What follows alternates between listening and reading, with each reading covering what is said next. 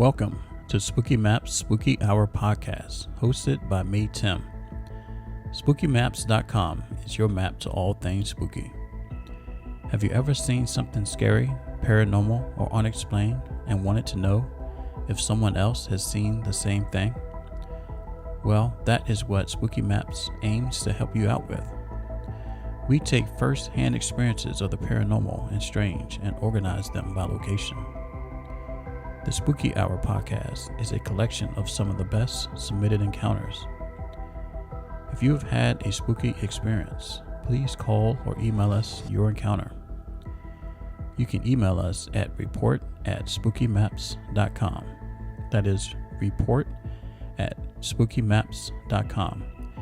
And you can leave us a voice message of your encounter at 202-798-3672. That is 202-798-3672. Also, please follow us on Facebook and YouTube. To help us grow, please leave us a 5-star review on Apple Podcasts or any other podcast platform you're on. Okay, let's get spooky. I have some good stories lined up for you today. All of the stories that I will read today and cover I found online on Reddit. If you would like to have your story heard on here, please reach out to us. Okay, let's get right into the show.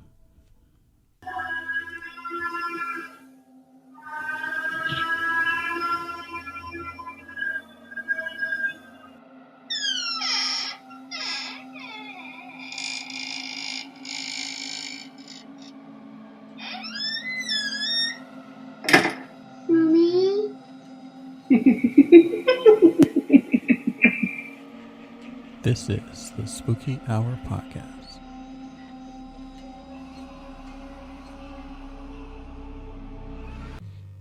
Okay, this story is from Las Vegas. I am a lifeguard at a water park in Las Vegas. We always brag about how, unlike our competition, we have had 0 casualties at the current location. Strange things always happen though, like tubes will appear in the pool after we just took them all out and stacked them. Chairs will move around after we just sorted them. Wet footsteps on concrete when no one was wet, etc. We joke that we don't get paid enough to fight demons. It was just a joke to us, but not to our supervisors or managers. They always made excuses. It was always the wind, or it moved it, or they're my prints. They always got angry at us and said that someone could overhear us and complain. They even went as far as to threaten us with a defamation lawsuit if we talked about it on social media. Weird, right? If the park wasn't haunted, why would they care so much about us talking about it? I never cared because I believed my supervisors and managers. Maybe they did move the chairs. Maybe they dipped their feet in the pool and walked away. That was until last month. It was 10 p.m. and we just finished cleaning the park.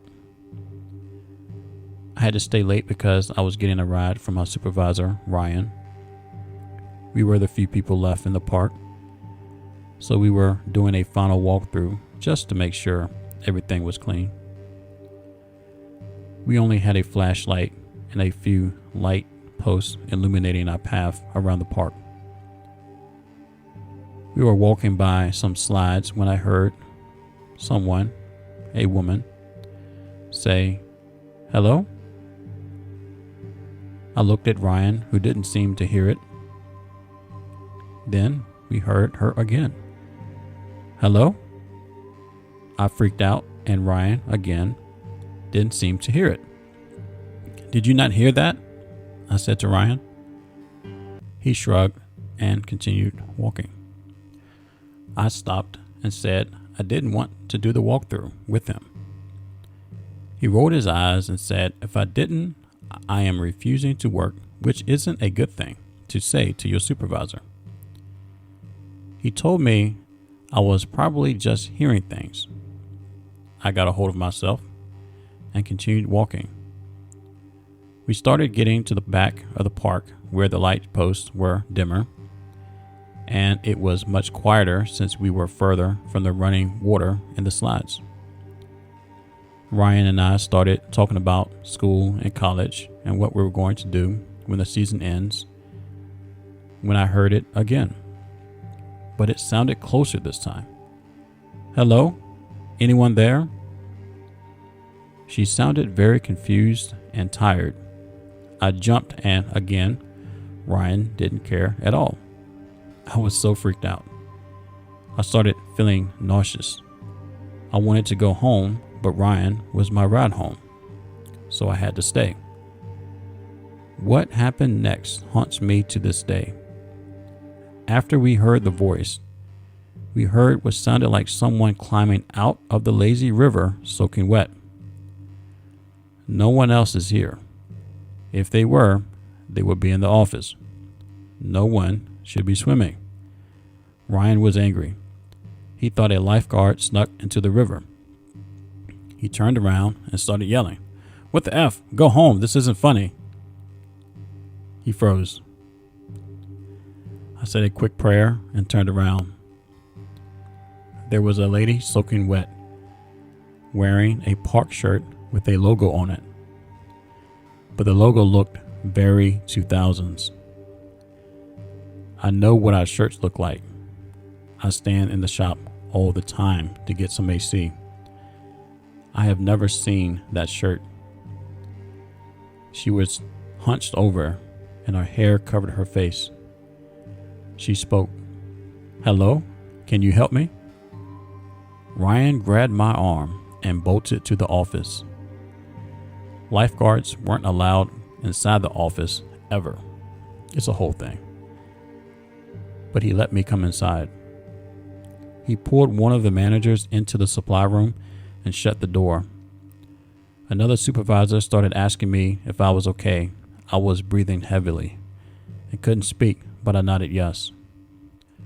Ryan and the manager came out of the room and Ryan grabbed his stuff and said, "Let's go." We got in his car. And he said we needed to stop by the gas station first. When we pulled in, he told me to type my address in his phone while he pumped gas. When he got in the car, I broke the silence. What the F was that? What just happened? He turned the car on and started driving. I can't tell anyone. It's like a park secret. But if I tell you, you swear you won't tell anyone. I swore. Back in 2002, before this location of the park was built, there was a park on the Strip. It was the only water park in Vegas. We only had one casualty, and it was the lady who came in with her family. She got drunk and went into the lazy river, where she sank to the bottom of the river. Because there was so many tubes, the lifeguards couldn't see her, and she drowned. That's why we have so many lifeguards for the river and why our tubes are see-through. So was that her? Yeah. Why is she here?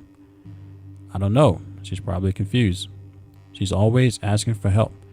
So you did hear her? Yeah, but everyone does when you're in the park late at night. It's a whole different story if you see her. What happens if you see her? Nothing, but it's crazy. The car ride was silent the rest of the way. I still work at the park, but Ryan talked to the managers and convinced them to let me work only morning shifts. Ryan quit recently due to college. I only told 2 coworkers, but only because they have had experiences themselves. I really enjoyed this story. Very spooky. Okay, what's up with the ghosts of drowned women? I've heard several ghost stories or legends of women who have drowned themselves or have been drowned, who come back and haunt the heck out of places. Does water hold some type of energy, like a conduit? I guess similar to how, electronic devices seem to recharge ghosts. If you ever watch any of these ghost shows where they go into haunted houses and, oh, my battery drained. It seemed to give these ghosts energy. So I wonder if they get energy from the water currents. Maybe when an angry woman dies in water, she comes back like Pet Sematary. I don't know. But there's definitely something with water and hauntings by sad and angry women. I'm not ripping on women here. I'm just saying. I've just noticed a pattern. Do not bury your ex-wife near water. No, I'm just joking. That's all I'm saying. But I love the story. If you got any park stories, if you work at a park, amusement park, and have had spooky encounter, like the carousel turns on and starts on when no one's there, spooky stories like that, definitely call into the show.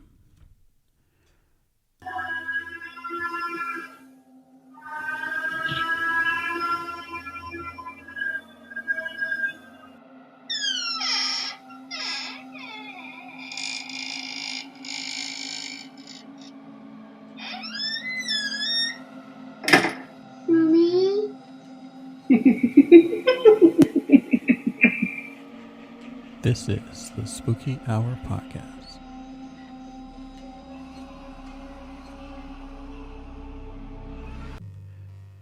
This story is from an unknown location. Last night, around 10 p.m., my boyfriend and I were sitting in the living room trying to find a movie to watch on Amazon Prime. We have video surveillance cameras outside our home. 2 that point to the front door at different angles, 1 for the backyard and 1 for the side of the house. The monitor screen is kept in the living room on a table next to the recliner that I was sitting in. I just sat down for not even 5 minutes when I hear a child's voice coming from the monitor. The voice said, "Hello?" I thought to myself for a minute, is that my son yelling through his bedroom window for some odd reason, and the camera is picking it up because there is a camera next to his bedroom window? Then I remembered, no, it can't be, because he was sleeping in my bedroom. I called to him, and he answered me from upstairs. Then I looked at the monitor screen, and outside on one of the cameras, I see a man who appeared to be very tall. He was wearing a red and white flannel shirt. He was holding a little girl's hand. She looked like she had striped long sleeves with frizzy blonde hair. They were walking up the steps to get into our entryway, and I turned to my boyfriend and said, "Somebody is here." Now, we live in the middle of absolutely nowhere. We live by a swamp. My closest neighbors are bears and coyotes, and a couple of Amish houses about a mile or so down the road. So there are never, ever any people, at least that we know of, who go walking down our pitch black back road with no streetlights at 10 p.m. at night.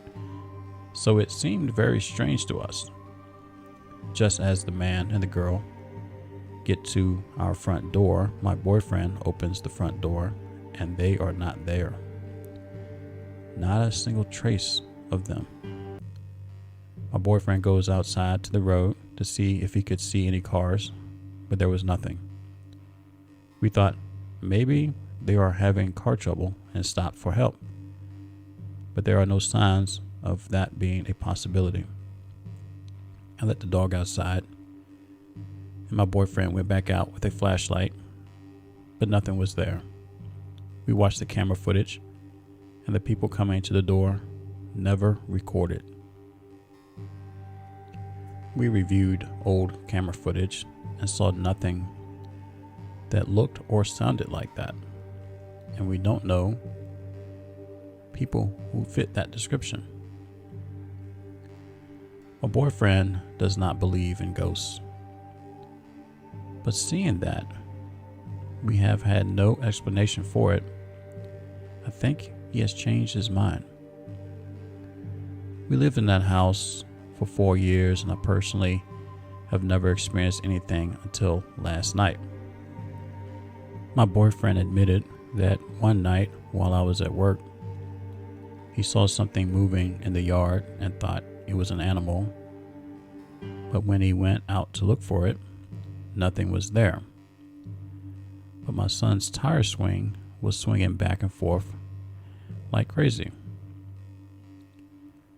My son has been complaining for the past few months that he doesn't like to sleep in his bed because it sounds like something is crawling around under his bed and his bed shakes.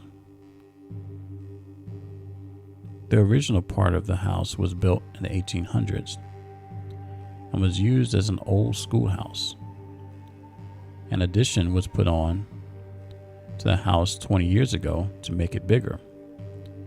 The old schoolmaster used to live across the street in a house that is no longer there.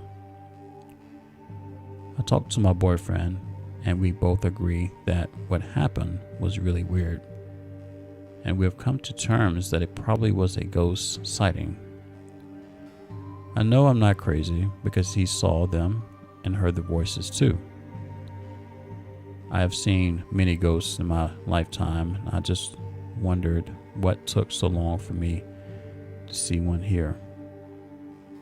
What bothers me is that it seemed like they wanted to get my attention, and it makes me feel very uneasy. A few days leading up to this, I would sit in the living room and just feel this overwhelming dread and terrible anxiety. After seeing them, I don't feel that anymore. Now, it's a good story.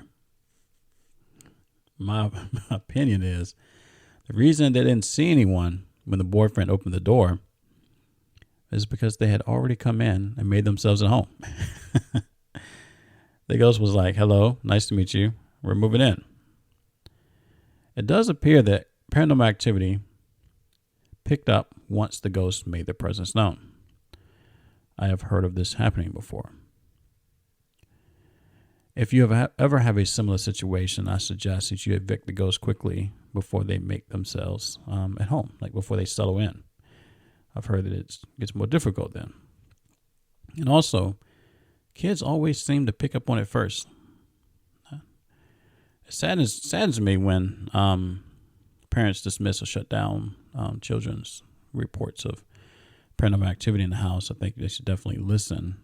Sometimes it is just their imagination, but I think they should feel comfortable, and parents should be completely open for them to come to them as often as they need to, especially paranormal activity. There may be something to it. Doesn't hurt to listen to what they have to say. Well, this is my opinion, of course.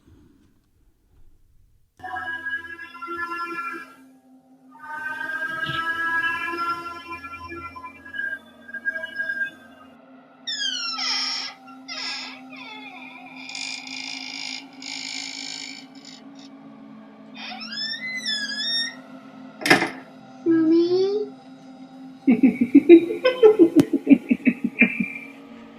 This is the Spooky Hour Podcast.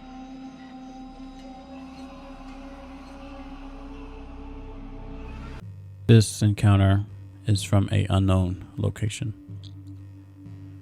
It all started with my sister when she and a group of her friends started playing with a Ouija board when we were younger.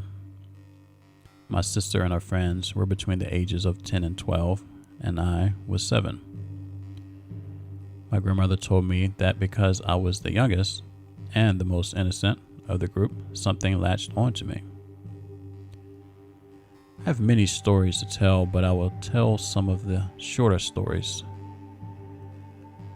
My mom saw a black figure which looked like a person crawling on all fours with dislocated joints coming down the hallway, wearing one of my Halloween masks. When my mom turned to face it, it disappeared. She screamed my name, thinking it was me trying to scare her. When she saw that I poked my head out of the door of her room, her face lost even more color. She had me go into my room and dig out a Halloween mask that was a skull face plate with horns around the top. She said the figure was wearing it and she wanted it out of the house now.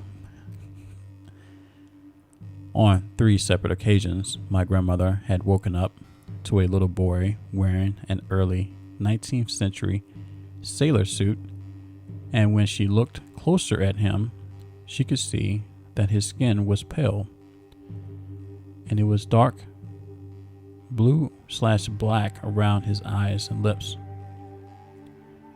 Another time, I was playing with my dog by throwing a blanket over my head, and he would pull the blanket off. My dog starting to whimper and cry, and before I could take the blanket off to see what was wrong, I heard a deep, raspy man's voice breathe heavily into my ear and then exhale. My dog then proceeded to freak out and bark.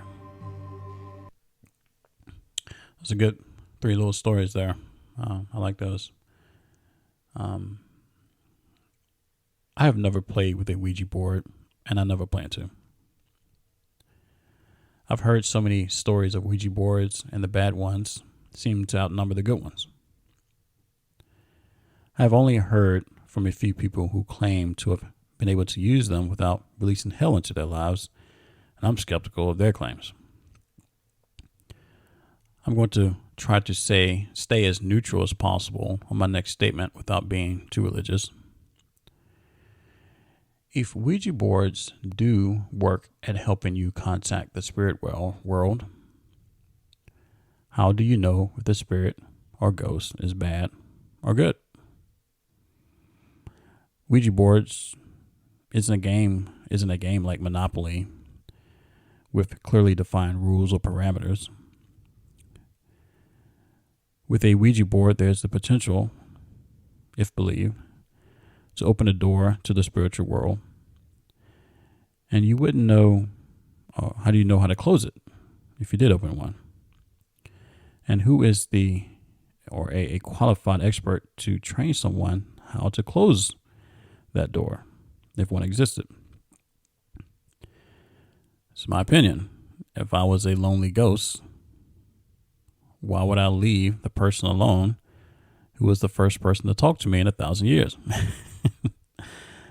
I would be like, hey, where you going? Come back. Let's keep talking. I'll be trying to get your attention all the time, especially when you got some free time at night. Like when you're in your bed at night when it's quiet. I think people shouldn't use it as a game for fun, because what if evil exists, which I believe it does, and what if you open the door for that evil to come into your life? That's just my opinion. If you have had a good or bad Ouija board experience, please call into the show or email us your encounter. You can call us at 202-798-3672. Leave us a voicemail, or you can also submit your account at report@spookymaps.com.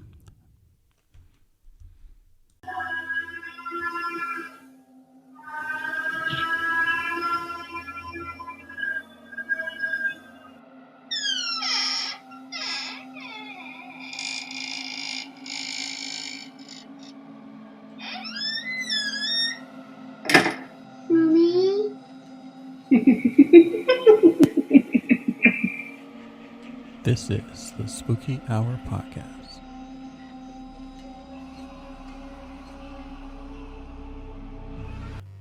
This story is from East Bay, California. It was April or March of 2013 when I saw what looked like a camouflage entity of some sort. I live in the Bay Area, more towards the end of the East Bay, mostly suburbs in California. I had a routine of sitting cross-legged at the end of my driveway and chain smoke while I played on my phone. This random night around 10 p.m. when I was sitting at the end of my driveway, I had this strange urge to look up from my phone. When I looked up slightly to my right across the street, I saw what looked like a distorted humanoid shape, almost glass textured thing walking, almost reflecting but not.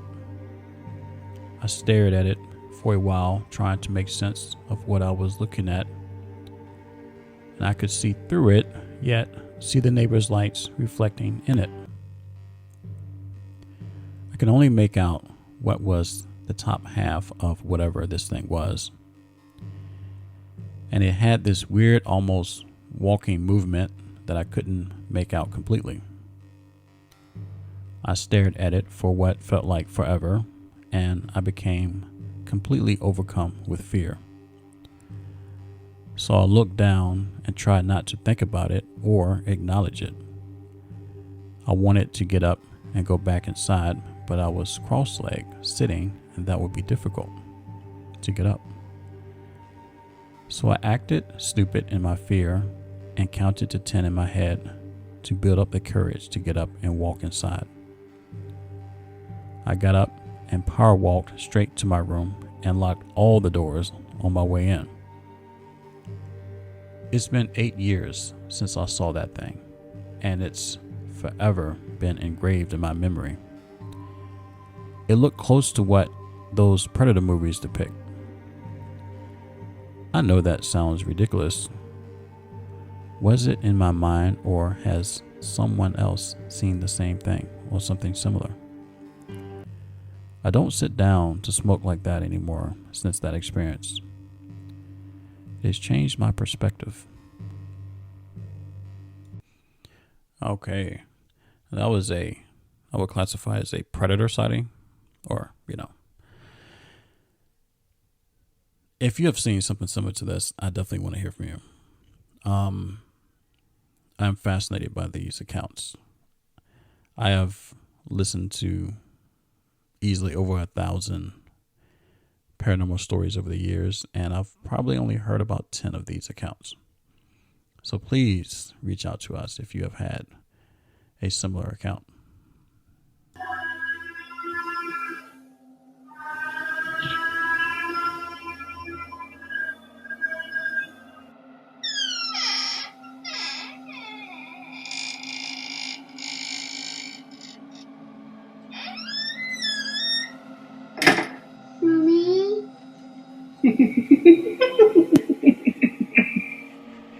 This is the Spooky Hour Podcast.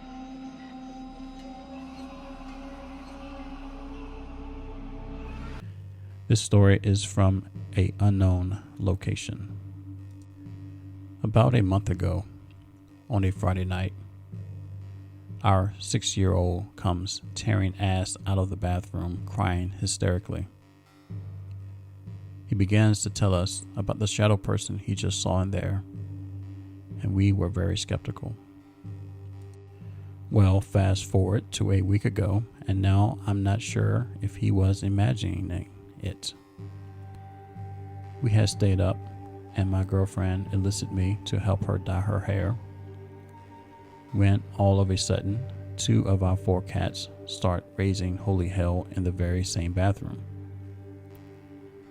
I go to find out what all the hubbub is about, and walk into both of them pinned to the corner with every single hair standing at attention, spitting and hissing. As soon as they see me, they bolt between my legs to perceived safety and I got nothing besides a ton of goosebumps and a sick feeling in my stomach. So I am standing there quiet when my girl comes down the hall to see what's up. At the exact moment she enters the bathroom, we both hear a loud growl. All the cats are now hiding under the bed, so it wasn't them. And we both assume a nope, not tonight, and jog back to our bedroom. Through much debate, we decide to sage the house and use Sao Paulo as well, just for shits and giggles. This is where things go from mildly frightening to downright terrifying. So we are cleansing the house to no great event, and we are almost done when we both hear a hiss in the living room. Not as loud as the growl, but still very disturbing. So we quickly finish the cleanse, and we are both skeptically putting out feelers for any disturbance in the force. None to be felt, we go back to our bedroom to finish her hair. We are just getting ready to apply the dye when, whoosh, we hear the sound of running water from the bathroom in question. I am all hell no at this point, while my girlfriend is spouting something about how it doesn't have to be evil, or what if it's my spirit guide, as I stomp my way down the hall to the commode.